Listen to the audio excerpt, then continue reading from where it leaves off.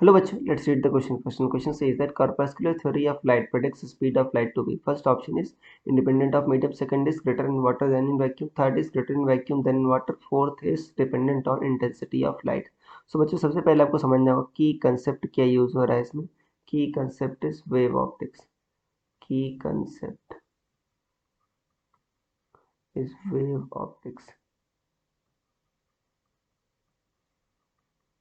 और आपको समझना होगा कि कॉर्पस्कुलर थ्योरी क्या है. न्यूटन ने एक थ्योरी दी थी, क्या कहते हैं उसको, कॉर्पस्कुलर थ्योरी ऑफ लाइट.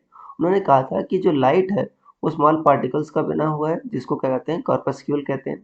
और इन कॉर्पस्क्यूल पर जो फोर्स लगता है वो सरफेस के परपेंडिकुलर लगता है, मतलब नॉर्मल के लॉन्ग लगता है. सरफेस के टेंजेंट कोई फोर्स नहीं लगता. फॉर एग्जाम्पल कोई भी अगर मान लो लाइट आ रही है, लाइट रे आ रही है, तो इस पर सरफेस के टेंजेंट कोई फोर्स नहीं लगेगा. मतलब सरफेस की टेंजेंट जो होगा, स्पीड क्या होगी, कांस्टेंट रहेगी. मान लेते हैं ये आपका रेयर मीडियम है, इसको मैं एयर मान लेता हूँ, रिफ्रैक्टिव इंडेक्स 1. और मान लो डेंसर मीडियम है, इसको आप वाटर मान लो, म्यू वाटर कह दो.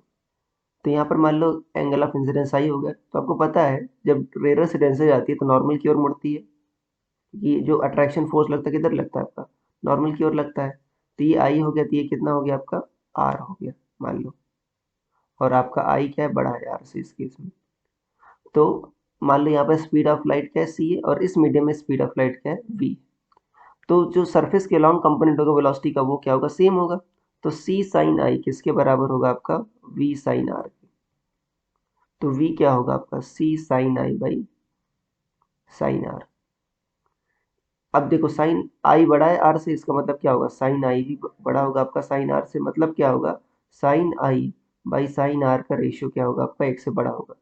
तो अगर ये रेशियो एक से बड़ा है तो जाहिर सी बात है स्पीड ऑफ जो लाइट इन वाटर आ रही है वो speed of light in air या वैक्यूम से ज़्यादा आ रही है. तो क्या ऐसा पॉसिबल है, नहीं, ऐसा पॉसिबल नहीं होता. इसीलिए इस थ्योरी को डिस्कार्ड कर दिया गया. तो ये थ्योरी क्या कहती है कि जो स्पीड ऑफ लाइट है वो वाटर में ज़्यादा होगी कंपेयर टू वैक्यूम. तो ये कहता है आपका ऑप्शन नंबर 2 सही है. So your final answer should be option number 2. I hope you understood it well. Best of luck.